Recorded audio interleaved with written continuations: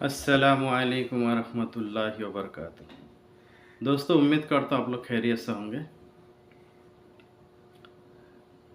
میں مفتی طارق مقصود صاحب کا ایک بیان ہے جو بہت زیادہ وائرل ہو رہا ہے۔ اس میں بہت لوگ انہیں بہت کچھ بول رہے ہیں۔ بہت دن پہلے میں طارق مقصود صاحب کا ویڈیو اپلوڈ کیا تھا، لانگ ویڈیو، تو جب بھی اپلوڈ کرتا اس میں کاپی رائٹ آتا ہے، اس لیے میں نے اپلوڈ کرنا بند کر دیا ان کا۔ لیکن ان کا ہر ویڈیو میں دیکھتا ہوں، چاہے شارٹ ہو چاہے لانگ ہو، ہر ویڈیو میں ان کا دیکھتا ہوں۔ تو اس بار ویڈیو دیکھ رہا تھا تو اس طرح کا بہت بیان بازی ہو رہا ہے، مفتی صاحب ایسے ہے ویسے ہے، یہ کر دیا وہ کر دیا۔ خیر جو بھی ہے،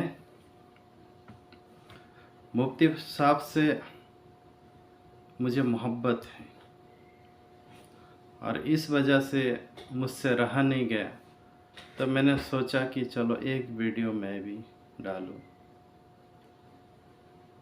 اس سے مجھے بھی اندازہ لگ جائے گا،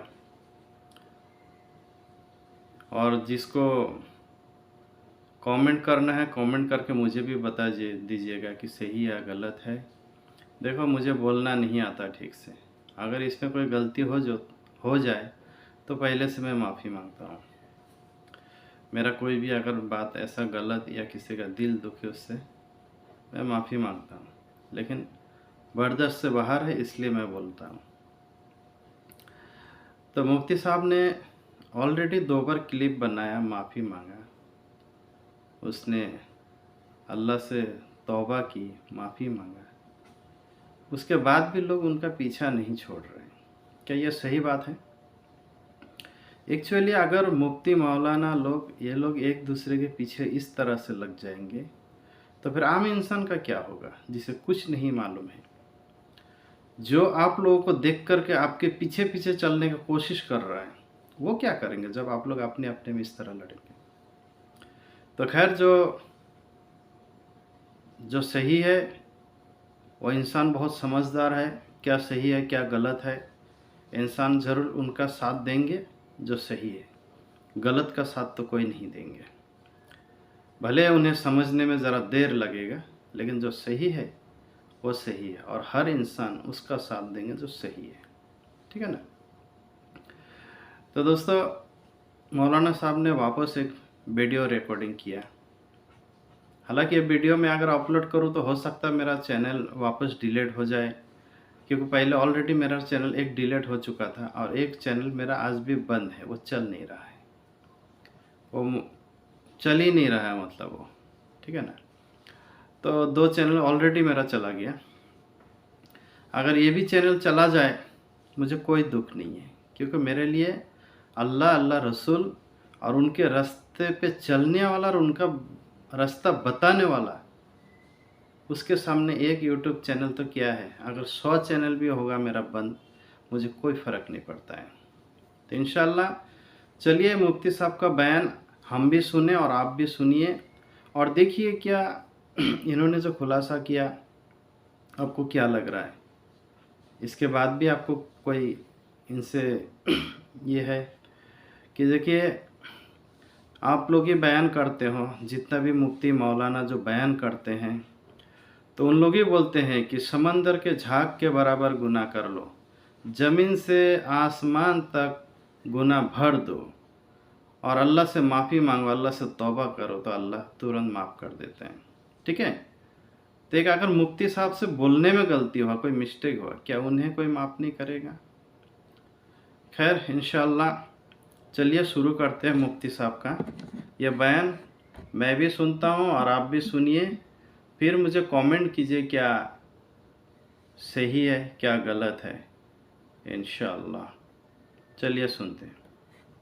بسم اللہ الرحمن الرحیم، نحمدہ ونصلی علی رسولہ الکریم۔ جب سے کینیڈا والے بیان وہ سوسائٹی میں گیا ہے تو مسلسل سوشل میڈیا پہ ہائپ کریٹ کی جا رہی ہے، اور ایک مخصوص طبقے کی طرف سے جو بہت زیادہ شدت پسندی پھیلا رہا ہے، بار بار مجھے کہا جا رہا ہے کہ یہ جو معذرت آپ نے دوبارہ کی ہے یہ بھی قابل قبول نہیں ہے، اور اس طبقے کا بنیادی مقصد یہ ہے کہ میں یہ مانوں کہ میں نے گستاخی کی ہے اور پھر میں گستاخی سے معذرت کروں۔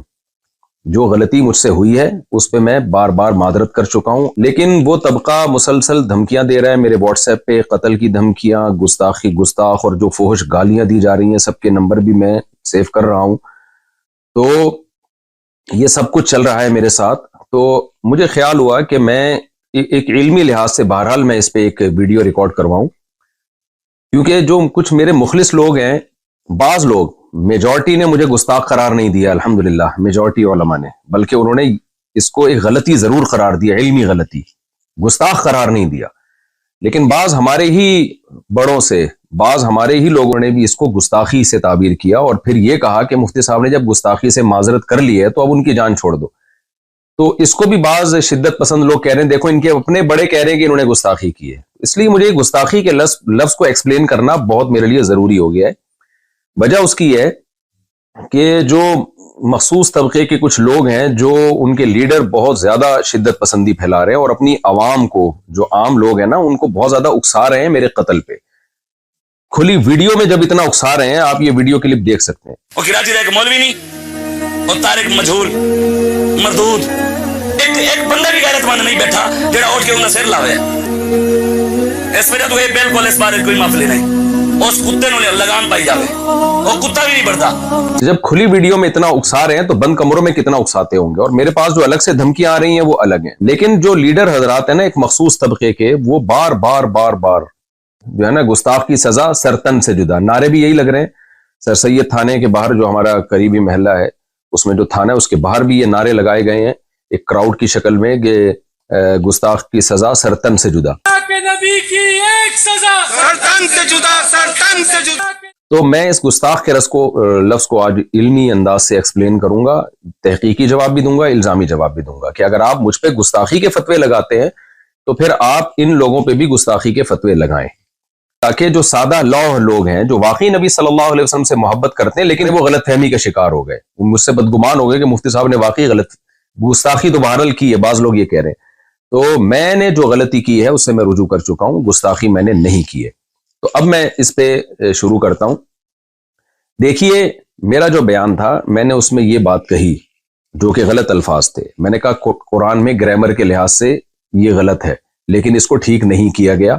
یہ قرآن کا میں معجزہ بیان کر رہا تھا کہ جو گرامر کے لحاظ سے مسٹیک ہوئی وہ باقی رکھی گئی، لیکن بیان کے دوران ہی مجھے خیال ہوا کہ یہ لفظ، جو تعبیر ہے، جو الفاظ ہیں، میرے منہ سے غلط نکل گئے۔ وجہ اس کی یہ ہے کہ قرآن پہلے ہے، گرامر کے اصول بعد میں وضع کیے گئے ہیں۔ گرامر قرآن کو دیکھ کے لکھی گئی ہے، نہ کہ قرآن گرامر کا محتاج ہے۔ یہ ایک ایسی حقیقت ہے جس کو میں اپنے لیکچروں میں پہلے بیان کر چکا ہوں، کئی بار بیان کر چکا ہوں کہ زبان گرامر کی محتاج نہیں ہوتی، گرامر زبان کی محتاج ہوتی ہے۔ مجھے بیان کے دوران ہی اندازہ ہو گیا کہ یہ الفاظ میرے زبان سے غلط نکلے، لہذا میں نے بیان میں ہی اس کی کریکشن کی کہ اگر ظاہری لحاظ سے اس میں کوئی غلطی لکھنے میں، ظاہری لحاظ سے، ورنہ تو اس میں بڑی حکمت ہے، گرامر کی ایک مسٹیک اگر ظاہری لحاظ سے میں مسٹیک کہہ رہا ہوں کہ تو وہ کریکشن کیا تھی جو میں نے چلائی بھی ہے کہ ظاہری لحاظ سے ہے، حقیقت میں نہیں ہے، ظاہری لحاظ سے۔ ظاہر کا مطلب یہ کہ حقیقت میں کوئی غلطی نہیں ہے، دیکھنے میں ایسا لگتا ہے کہ گرامر کے قاعدوں کے خلاف ہے۔ میرا خیال یہ تھا کہ اس سے لوگ مطمئن ہو گئے ہوں گے، لیکن وہ بھی میری غلطی تھی، مجھے اس میں اور اچھی طرح سے ایکسپلین بھی کرنا چاہیے تھا اور اسی بیان میں معذرت کر لینی چاہیے تھی، وہ بھی میں نے نہیں کی۔ یہ بھی ایک جرم میرا ہے، اس کی بھی غلطی کا میں اعتراف کرتا ہوں۔ تو لیکن مقصد یہی تھا کہ حقیقت میں کوئی غلطی نہیں ہے۔ ظاہری لحاظ سے غلطی کا مطلب کیا تھا کہ بھئی قرآن میں کچھ باتیں ایسی ہیں جو عام نحوی قاعدوں کے، جو قاعدے بعد میں ایجاد کیے گئے ہیں، ان کے خلاف ہیں۔ تو یہ بات صرف میں نے نہیں لکھی ہے، یہ اور بھی لوگ لکھ چکے ہیں، خود بریلوی علماء لکھ چکے ہیں۔ یہ دیکھیں مقدمہ تفسیر نعیمی، مصنف حکیم الامہ مفتی احمد یار خان نعیمی، یہ بریلویوں کے بڑے عالم ہیں، صفحہ نمبر 20 پہ لکھتے ہیں، بعض کلمات نحوی قاعدے کے خلاف معلوم ہوتے ہیں لیکن وہ پڑھے ویسے ہی جاتے ہیں جیسے کہ ثابت ہو چکے۔ مثلا علیہ اللہ، اب دیکھیں قرآن کا عام قاعدہ ہے علیہ اللہ، لیکن قرآن میں لکھا ہے علیہ اللہ، یعنی گرامر کا عام قاعدہ ہے علیہ اللہ، لیکن پڑھا جا رہا ہے علیہ اللہ۔ اسی طرح وما انسانیہ الا الشیطان، اب عام قاعدہ جو نحو کے طالب علم جانتے ہیں یہ ہے وما انسانیہ، لیکن جو احمد یار صاحب ہیں، مفتی احمد یار صاحب جو بریلویوں کے بڑے عالم، وہ کہہ رہے ہیں کہ یہ بھی عام قاعدے کے خلاف ہے، ما انسانی ہو ہے۔ اور تیسری مثال وہی دی ہے جو میں نے اپنے بیان میں دی تھی، لنصفعن بالناصیہ، تو یہ بھی انہوں نے مثال دی۔ اب میں پوری عبارت دوبارہ پڑھتا ہوں، مثلا علیہ اللہ ما انسانی ہو لنصفعن وغیرہ۔ دوبارہ یہ عبارت پڑھ دیتا ہوں میں۔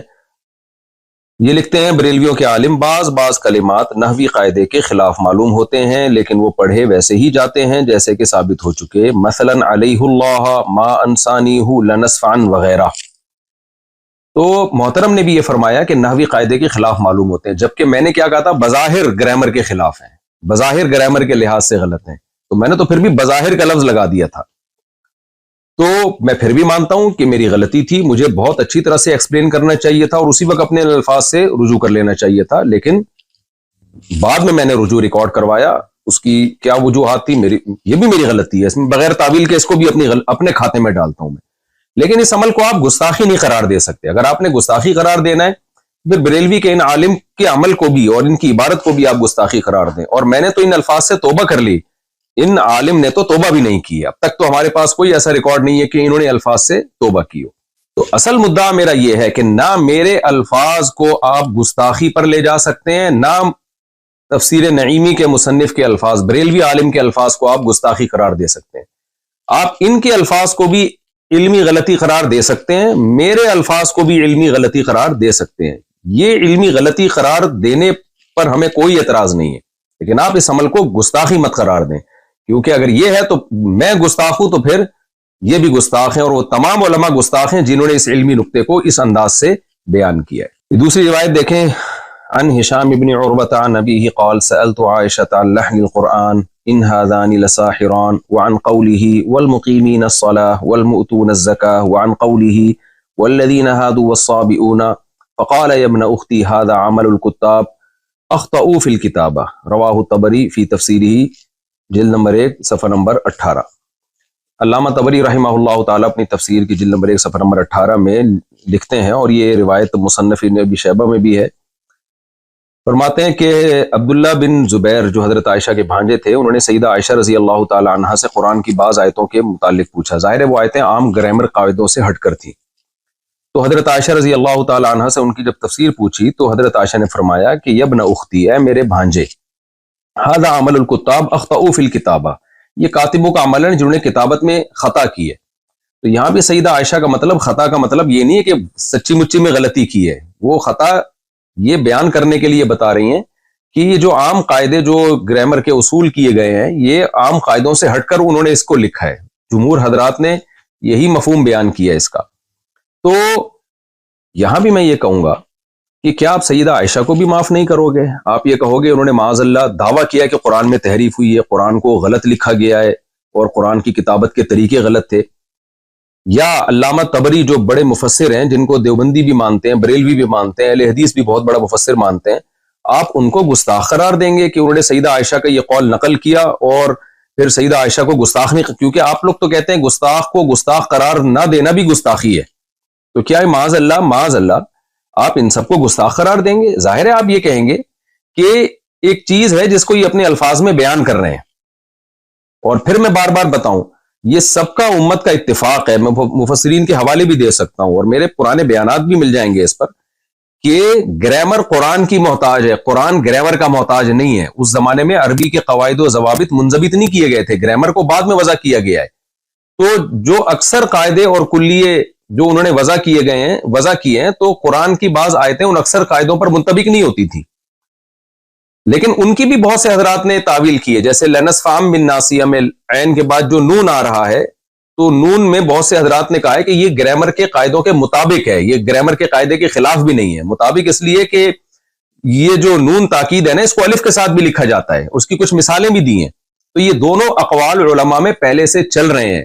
کسی نے کہا کہ بعد میں جو قواعد و ضوابط وضع کیے گئے، بہت ساری چیزیں اس قاعدے پہ منطبق نہیں بیٹھتی، تو کوئی بات نہیں، اس سے قرآن کا غلط ہونا ثابت نہیں ہوتا، وجہ اس کی گرامر تو بعد میں آئی ہے۔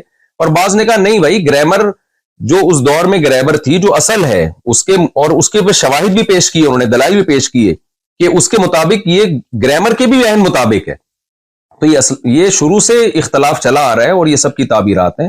ابھی تو میرا مدعا صرف یہ ثابت کرنا ہے کہ اگر مجھ سے الفاظ میں غلطی ہوئی ہے اور آپ اس کو گستاخی قرار دے رہے ہیں جبکہ میں ان الفاظ سے غلطی سے بار بار رجوع بھی کر چکا ہوں، تو کیا آپ ان بڑے بڑے حضرات کو بھی معاذ اللہ نقل کفر گستاخ قرار دیں گے؟ تو ہمیں اس طرز عمل پہ غور کر لینا چاہیے۔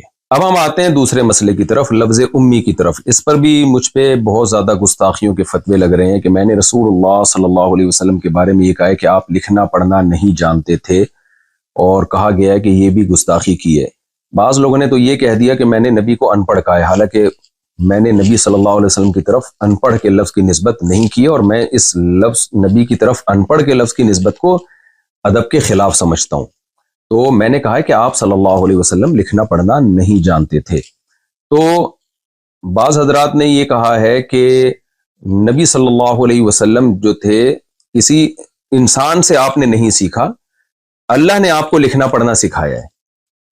تو اس لیے میں نے جو یہ کہا کہ آپ لکھنا پڑھنا نہیں جانتے تھے، گویا یہ میں نے معاذ اللہ نقل کفر نبی کی گستاخی کی ہے، کیونکہ اللہ نے آپ کو لکھنا پڑھنا سکھایا تھا۔ تو دیکھیے یہاں بھی میں آپ سے عرض کروں گا، اگر آپ کی یہ رائے یہ ہے کہ اللہ نے نبی کو لکھنا پڑھنا سکھا دیا تھا، اور ہماری رائے یہ ہے کہ اللہ نے نبی کو لکھنا پڑھنا نہیں سکھایا تھا، آپ یعنی جب تک آپ صلی اللہ علیہ وسلم دنیا میں رہے آپ صلی اللہ علیہ وسلم امی ہی رہے، اس معنی میں کہ آپ نہ لکھنا جانتے تھے نہ پڑھنا جانتے تھے۔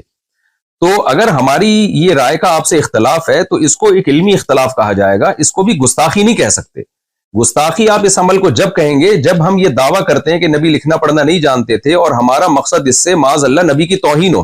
ہم تو نبی کی تعظیم میں کہہ رہے ہیں کہ جو لکھنا پڑھنا نہیں جانتے تھے پھر بھی انہوں نے ساری دنیا کو لکھنا پڑھنا سکھایا ہے، ساری دنیا میں علوم بانٹے ہیں، یہی تو نبی کا معجزہ ہے۔ اور جتنے بھی علماء ہیں لفظ امی کو جب ایکسپلین کرتے ہیں تو ایکسپلین میں ان کی مراد تعظیم ہی ہوتی ہے، توہین مراد نہیں ہوتی۔ شاید میں نے جس طرح سے ایکسپلین کرنا چاہیے تھا اس طرح سے ایکسپلین نہ کیا ہو، لیکن اس عمل کو آپ گستاخی نہیں قرار دے سکتے۔ تو اس میں بھی ہم اب دلائل کی دنیا میں جاتے ہیں۔ پہلے میں حدیث سے کچھ حوالے دوں گا آپ کے سامنے۔ تفسیر قرطبی جلد نمبر 7 صفحہ نمبر 299، اس میں عبداللہ ابن عباس رضی اللہ تعالیٰ عنہ کا یہ قول ہے، آپ وہاں جا کے سرچ کر سکتے ہیں۔ قال ابن عباس رضی اللہ عنہ، ابن عباس فرماتے ہیں کان نبیکم امیا لا یکتب ولا یقرأ ولا یحسب، قال اللہ تعالی وما كنت تتلو من قبله من کتاب ولا تخطه بیمینک۔ دلیل میں بھی وہی آیت پڑھی ہے عبداللہ بن عباس نے جو میں نے بیان میں پڑھی تھی، دلیل بھی وہی دی۔ عبداللہ بن عباس رضی اللہ تعالیٰ عنہ فرماتے ہیں تمہارے نبی صلی اللہ علیہ وسلم امی تھے، لا یکتب نہ لکھنا جانتے تھے، ولا یقرأ اور نہ پڑھنا جانتے تھے۔ اور ہے نا ما انا بقاری، حدیث میں آتا ہے جب پہلی سورت نازل ہوئی ہے تو جبریل علیہ السلام نے فرمایا اقرأ، تو آپ نے کیا فرمایا تھا؟ ما انا بقاری۔ تو یہی بات عبداللہ بن عباس نے کی، ولا یحسب اور نہ حساب جانتے تھے۔ اور پھر آپ نے دلیل کے طور پہ قرآن کی آیت پیش کی وما كنت تتلو من قبله من کتاب ولا تخطه بیمینک، کہ آپ کے دائیں ہاتھ نے نہیں لکھا اس کو، اور آپ نے اس سے پہلے کبھی کوئی کتاب پڑھی نہیں ہے۔ اور پھر علامہ قرطبی جو ہے حدیث کی کتاب سے عبداللہ بن عمر رضی اللہ تعالیٰ عنہ سے بھی یہ روایت نقل کرتے ہیں، عن ابن عمر رضی اللہ عنہما عن النبی صلی اللہ علیہ وسلم قال امت امیت لا نکتب ولا نحسب، ہم ایک امی امت ہیں، نہ ہم لکھتے ہیں نہ ہم پڑھتے ہیں۔ اچھا بعض لوگ ہو سکتا ہے ترجمے میں یہ گڑبڑ کریں کہ نبی صلی اللہ علیہ وسلم کے بارے میں جو عبداللہ بن عباس نے فرمایا کہ نبی نہ لکھتے تھے نہ پڑھتے تھے، تو اس سے یہ کہاں ثابت ہوتا ہے کہ لکھنا اور پڑھنا نہیں جانتے تھے؟ بھائی جانتے تھے لیکن لکھتے نہیں تھے۔ لیکن اگلی حدیث میں اس کو کلیئر کر دیا، آپ نے فرمایا ہم امی امت ہیں، نہ لکھنا جانتے ہیں نہ پڑھنا جانتے ہیں۔ اگر ہم اس کا ترجمہ یہ کریں گے کہ ہم نہ لکھتے ہیں نہ پڑھتے ہیں تو یہ بات تو مشاہدے کے خلاف ہو جائے گی۔ بعض صحابہ تو لکھتے بھی تھے پڑھتے بھی تھے، تو اس میں نبی نے اپنی بارے میں بتایا کہ ہم امت یعنی من حیث القوم، عرب میں لکھنا پڑھنے کا نہیں آتا تھا ان کو، مخصوص لوگ ہوتے تھے جن کو لکھنا پڑھنا آتا تھا۔ تو اگلی حدیث پہلی حدیث کے مصداق کو متعین کر رہی ہے کہ نبی صلی اللہ علیہ وسلم فرمایا ہم امی ہیں، نہ ہم لکھنا جانتے ہیں نہ ہم پڑھنا جانتے ہیں۔ اور یہ حدیث صحیح ہے، مسلم میں 1080 صراحتاً بھی ہے، جو میں آپ کے سامنے پڑھ دیتا ہوں۔ عن عبداللہ بن عمر رضی اللہ عنہ یحدث عن النبی صلی اللہ علیہ وسلم قال انا امت امیت لا نکتب ولا نحسب، نبی صلی اللہ علیہ وسلم نے فرمایا کہ ہم امی امت ہیں، نہ ہم لکھنا جانتے ہیں نہ ہم حساب و کتاب کرنا جانتے ہیں۔ تو پھر بھی اگر آپ کا اختلاف ہے کہ نہیں بھئی نبی صلی اللہ علیہ وسلم کو اللہ نے لکھنا پڑھنا سکھا دیا تھا، تو یہ علمی اختلاف کہلائے گا. اس میں آپ کہیں گے ہمارا اس میں مفتی طارق مسعود صاحب سے اور جمہور امت سے اختلاف ہے. اس کو آپ گستاخی نہیں قرار دے سکتے. جمہور امت کا وہی عقیدہ ہے کہ نبی صلی اللہ علیہ وسلم لکھنا پڑھنا نہیں جانتے تھے، مگر یہ آپ کی تعریف ہے اور آپ صلی اللہ علیہ وسلم کی تعظیم ہے کہ جو نہ لکھنا جانتا ہو نہ پڑھنا جانتا ہو، پوری دنیا کو لکھایا بھی پڑھایا بھی، اور پوری دنیا علوم میں اس کی محتاج ہے. بعد از خدا بزرگ توئی قصہ مختصر، اللہ کے بعد کوئی صاحب علم ہے تو پیغمبر صلی اللہ علیہ وسلم ہے. تو آپ کیسے میرے اس طرز بیان کو آپ گستاخی قرار دے رہے ہیں؟ یہ صحیح ہے بخاری حدیث نمبر 2731. یہ واقعہ کیا ہے؟ صلح حدیبیہ کا مشہور واقعہ. جب حدیبیہ میں صلح ہوئی نبی صلی اللہ علیہ وسلم اور صحابہ مشرکین مکہ کے درمیان، تو جو صلح میں معاہدہ ہوا تھا وہ ریٹن فارم میں لایا جا رہا تھا. آپ صلی اللہ علیہ وسلم نے سیدنا علی رضی اللہ تعالیٰ عنہ کو بلایا اور ان سے فرمایا کہ لکھو اکتب بسم اللہ الرحمن الرحیم، بسم اللہ الرحمن الرحیم سے لکھنا شروع کرو. آخر میں آپ صلی اللہ علیہ وسلم نے کیا لکھوایا حضرت علی سے؟ ھذا ما قضى علیہ محمد الرسول اللہ. یہ وہ فیصلہ ہے جو محمد صلی اللہ علیہ وسلم جو اللہ کے رسول ہے ان کا فیصلہ ہے، یہ لکھ دیا گیا. مشرکین نے اس پہ بھی اعتراض کیا تو کہنے لگے فواللہ لو کننا نعلم انک رسول اللہ ما صددناک عن البیت ولا قاتلناک. بھائی اگر ہم آپ کو رسول اللہ مان لیں تو ہم آپ سے جھگڑا، پھر ہم آپ سے نہ قتال کرتے نہ ہم بیت اللہ میں آنے سے آپ کو روکتے. سارا جھگڑا ہی اس لفظ کا ہے کہ ہم آپ کو رسول اللہ نہیں مانتے، یہ لہذا یہ لفظ بھی آپ مٹائیں. ولیکن اکتب محمد ابن عبد اللہ. کہنے لگے کہ بھئی آپ محمد بن عبداللہ لکھیں. فقال النبی صلی اللہ علیہ وسلم واللہ انی لرسول اللہ وان کذبتمونی. اللہ کی قسم میں اللہ کا رسول ہی ہوں اگرچہ تم مجھے جھٹلاؤ. پھر آپ نے سیدنا علی رضی اللہ عنہ سے فرمایا اکتب محمد ابن عبداللہ، اے علی لکھ دو محمد بن عبداللہ.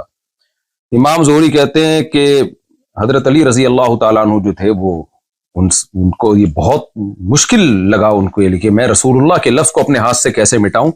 تو نبی صلی اللہ علیہ وسلم نے پھر کیا فرمایا سیدنا علی سے بخاری کی حدیث کے مطابق ارینی مکانہا، اے علی مجھے بتاؤ کہاں لکھا ہے رسول اللہ. فاراہ مکانہا، حضرت علی نے بتایا نبی کو. فمحاہا، نبی نے اپنے دست مبارک سے اس کو مٹا دیا. اس سے بھی صاف پتہ چلتا ہے بھائی اگر ہمارے نبی صلی اللہ علیہ وسلم لکھنا جانتے یا پڑھنا جانتے تو آپ سیدنا علی سے کیوں پوچھتے کہ مجھے بتاؤ کہاں لکھا ہوا ہے. تو یہ تمام چیزیں نبی کی تعظیم کو بڑھاتی ہیں کہ جو پیغمبر نہ لکھنا جانتا ہو نہ پڑھنا جانتا ہو لیکن اس نے ساری دنیا کو علوم سکھائے. اور میں دوبارہ اس شعر کو ریپیٹ کرتا ہوں، بعد از خدا بزرگ توئی قصہ مختصر. پوری امت کا اس پر اجماع ہے کہ اللہ کے بعد سب سے زیادہ علم اللہ نے سید الانبیاء محمد صلی اللہ علیہ وسلم کو دیا ہے.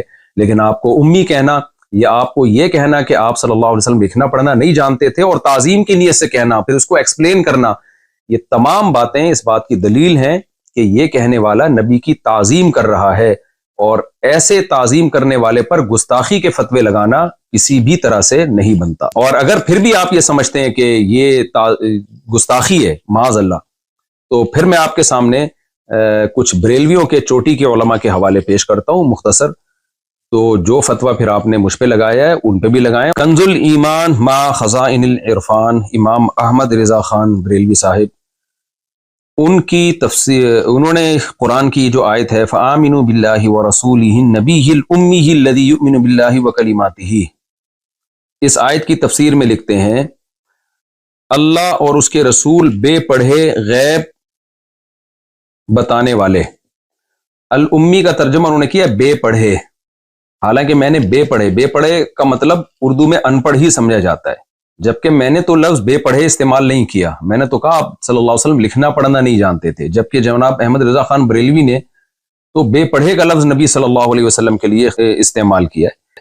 اور میرا ایک کلپ موجود ہے جناب امام احمد رضا خان کے فیور میں، آپ وہ یوٹیوب پہ سرچ کر سکتے ہیں کہ میرے سامنے کسی نے کوئی عبارت نکالی اور کہا کہ اس سے تو ان کی گستاخی ثابت ہو رہی ہے، تو میں نے اس کی تعویل کی.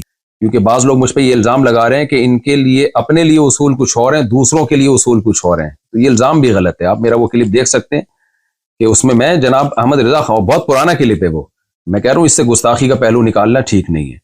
تو جب ہم جناب احمد رضا خان بریلوی سے 20 اختلافات کے باوجود ان کی اس بے پڑھے لفظ سے گستاخی کا پہلو نہیں نکال رہے، تو آپ ہمیں لفظ امی کو ایکسپلین کرنے میں آپ ہمیں کیسے گستاخ قرار دے سکتے ہیں؟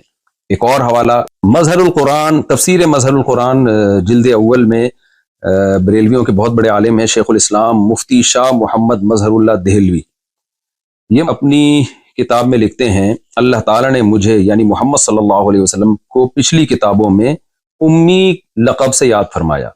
آگے اس کی ایکسپلینیشن، اس کی روایت کی کو ایکسپلین کرتے ہوئے کہتے ہیں اس لیے کہ آپ ان پڑھ تھے۔ اب آپ دیکھیں انہوں نے تو آپ کے لیے ان پڑھ کا لفظ استعمال کیا ہے، میں نے تو ان پڑھ کا لفظ بھی استعمال نہیں کیا۔ پھر آگے کہتے ہیں یا اس وجہ سے کہ آپ ام القریٰ یعنی مکہ میں پیدا ہوئے تھے، ان پڑھ ہونا حضور کے لیے بڑا فخر ہے، نہ کہ نہ پڑھے نہ لکھے اور وحی کے ذریعے سے بڑے بڑے لوگوں کو دنیا اور دین کے انتظام سکھائے۔ دوبارہ میں ان کے الفاظ کو ریپیٹ کر دیتا ہوں، کہتے ہیں اس لیے کہ آپ صلی اللہ علیہ وسلم ان پڑھ تھے، اور پھر آگے فرمایا کہ حضور کی ان پڑھ ہونا حضور کے لیے بڑا فخر ہے کہ نہ پڑھے نہ لکھے اور وحی کے ذریعے سے بڑے بڑے پڑھے لکھوں کو دنیا اور دین کے انتظام سکھائے۔ یہی بات تو ہم پورے بیان میں کہتے رہے ہیں، پھر بھی ہم نے ادب میں ان پڑھ کا لفظ استعمال نہیں کیا، لیکن جو بریلویوں کے یہ بڑے عالم ہیں انہوں نے تو ان پڑھ کا لفظ بھی استعمال کر لیا اور نہ پڑھے نہ لکھے کا لفظ بھی استعمال کر لیا، اور ان کو اس طرح کی باتوں کو ہم نے یہی کہا ہے کہ بھائی ان کا مقصد نبی کی تعظیم تھی، توہین نہیں تھی۔ پورا میرا بیان جو کینیڈا میں ہوا ہے پورا نبی کی تعظیم اور قرآن کی صداقت میں بیان ہوا ہے۔ آپ مجھے گستاخ قرار دیتے ہیں میرے ان جملوں کی وجہ سے، تو پھر آپ ان بزرگوں کی طرف بھی آئیے اور ان کو بھی آپ گستاخ قرار دیں۔ فتاوی رضویہ جلد نمبر 14 صفحہ نمبر 237، اس میں جناب احمد رضا خان بریلوی صاحب لکھتے ہیں کیا یحرفون الکلم عن مواضعہ کے سر پر سینگ ہوتے ہیں؟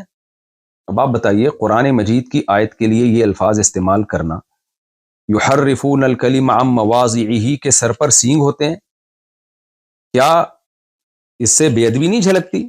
لیکن ہم تو تعویل کرتے ہیں کہ بھائی ان کا مقصد بے ادبی نہیں تھا، زور خطابت میں اور قلم کے زور میں انہوں نے ایک بات بیان کی اور مقصد سامنے والے کی بے ادبی تھی۔ لیکن اول نظر میں آپ کو کیا لگ رہا ہے؟ دوبارہ میں پڑھ دیتا ہوں، یہ کیا کہتے ہیں یحرفون الکلم عن مواضعہ، کیا یحرفون الکلم عن مواضعہ کے سر پہ سینگ ہوتے ہیں؟ یعنی ایسے ہی ہے جیسے کوئی کہہ لے کیا سورہ اخلاص کے سر پہ سینگ ہوتے ہیں، کیا قل اللہ کے سر پہ سینگ ہوتے ہیں، کیا سورہ فلق کے سر پہ سینگ ہوتے ہیں؟ تو آپ دیکھیں کہ یہ انداز بیان کیسا ہے۔ کیوں ہمارے جو بریلویوں میں جو متشدد حضرات ہیں اس کی تعویل کرتے ہیں؟ اسی لیے تعویل کرتے ہیں کہ وہ کہتے ہیں ان کی نیت یہ نہیں تھی۔ تو جب بھائی آپ کے لوگ اگر کوئی ایسا لفظ استعمال کریں جس سے گستاخی جھلک رہی ہو، لیکن آپ اس کو نیت کو ایکسپلین کرنے کا موقع بھی دیتے ہیں، ڈیفینڈ بھی کرتے ہیں، تو اگر یہ کام کسی دوسرے سے ہو جائے تو یہ کیا بات ہے کہ بھائی دوسروں کے لیے اصول کچھ اور اپنے لیے اصول کچھ اور۔ یہ تو دو باتیں جن کی بیس پہ مجھ پہ گستاخیوں کے الزام لگے، ان کو میں نے ذرا ایکسپلین کیا ہے۔ اب میں تیسری بات کی طرف آتا ہوں۔ شریعت کا دیکھیں ایک اصول ہے کہ ایک شخص جو نبی صلی اللہ علیہ وسلم پر ایمان رکھتا ہے، نبی کی دعوت اور تبلیغ کے لیے دنیا میں نکلا ہوا ہے، میرے سفر 99% دین کی دعوت اور تبلیغ کے لیے ہوتے ہیں، نبی کی عظمت کو بیان کرنے کے لیے، قرآن کی صداقت کو بیان کرنے کے لیے ہوتے ہیں۔ ایسے شخص سے اگر کوئی ایسا لفظ نکل جائے کہ جس میں گستاخی کا پہلو نکل رہا ہو اور اس کی تعویل کی جائے تو گستاخی کا پہلو نہیں نکل رہا ہو، تو شریعت کیا کہتی ہے کہ آپ کسی شخص کے کلام کو گستاخی پر محمول کریں یا اس کی کوئی تعویل کریں، کسی ایسے شخص کے کلام کو جو کلمہ گو مسلمان ہے، شریعت کیا کہتی ہے اس بارے میں؟ یا اس کو سلپ آف ٹنگ پہ محمول کریں آپ کہ بھئی زبان کی خطا ہے، یہ بیان کرنے کی خطا ہے۔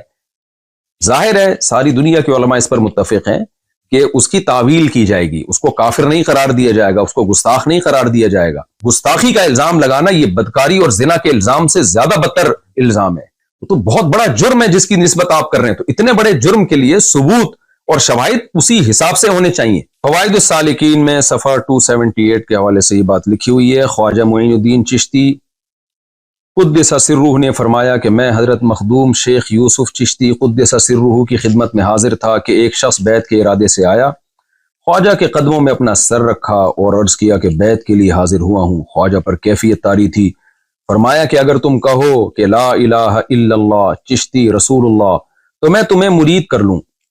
چونکہ وہ شخص دھن کا پکا اور سچا تھا، اس نے فوراً اقرار کر لیا۔ خواجہ نے بیعت کے لیے اسے اپنا ہاتھ دیا اور اسے بیعت کر لیا، پھر فرمایا کہ سنو میں کون ہوں اور کیا ہوں، محمد رسول اللہ صلی اللہ علیہ وسلم کے دربار کے کمینے غلاموں میں سے ایک ہوں، کلمہ وہی ہے مگر میں نے تیرے کمال اور اعتقاد اور صدق کو آزمایا تھا۔ یہاں معین الدین چشتی اور ان کے شیخ یوسف چشتی، ان کا یہ واقعہ ہے۔ مقصد ابھی مجھے لا الہ الا اللہ چشتی رسول اللہ کا ڈیفینڈ کرنا یا اس کی مخالفت یا حمایت نہیں ہے، وہ ٹاپک سے بات ہٹ جائے گی۔ بتانا صرف یہ ہے کہ جو بریلوی حضرات میں جو شدت پسند لوگ ہیں، جو مجھے گستاخ رسول قرار دے رہے ہیں، اور میرا دعویٰ یہ ہے کہ جب بھی کوئی شخص ایسے کلمات کہتا ہے تو اس کو ایکسپلینیشن کا موقع دیا جائے گا کہ آپ کی مراد کیا تھی۔ یہاں لا الہ الا اللہ چشتی رسول اللہ انہوں نے پڑھا، مرید کو اس بیس پہ بیعت کیا، پھر ڈیفینڈ کیا کہ میرا کلمہ وہی ہے جو لا الہ الا اللہ محمد رسول اللہ ہے۔ تو آپ اس ایکسپلینیشن کو مانتے ہیں کہ نہیں مانتے؟ انہوں نے جو پہلا لفظ تھا نا لا الہ الا اللہ چشتی رسول اللہ، اس میں رسول اللہ کے لفظ میں تعویل کی کہ وہاں رسول اللہ سے میری مراد اللہ کا نبی ہونا نہیں ہے۔ یہ تعویل ٹھیک ہے غلط ہے، میں اس بحث میں نہیں جا رہا۔ میں یہ عرض کر رہا ہوں کہ آپ معین الدین چشتی کے شیخ کی اس تعویل کو قبول کرتے ہیں، اسی وجہ سے آپ ان کو گستاخ قرار نہیں دیتے۔